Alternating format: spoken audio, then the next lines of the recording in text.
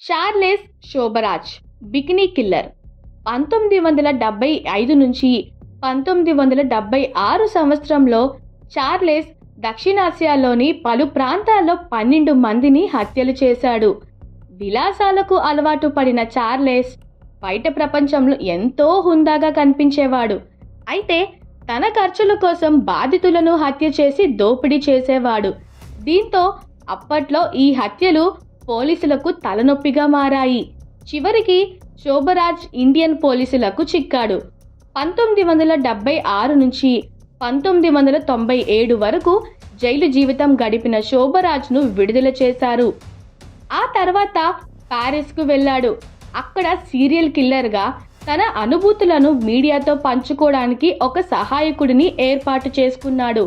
Charles మీడియాలో highlight కావడంతో రాత్రికి రాత్రే సెలబ్రిటీగా మారిపోయాడు. అయితే 2003లో చార్లెస్ నకిలీ పాస్పోర్ట్తో నేపాల్ వెళ్ళాడు. ఓ జర్నలిస్ట్ అతడిని గుర్తించి పోలీసులకు సమాచారం ఇచ్చాడు.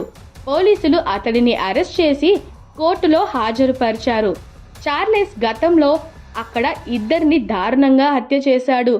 ఆ నేరానికి గాను నేపాల్ ప్రభుత్వం అతడికి జీవిత ఖైదీ విధించింది.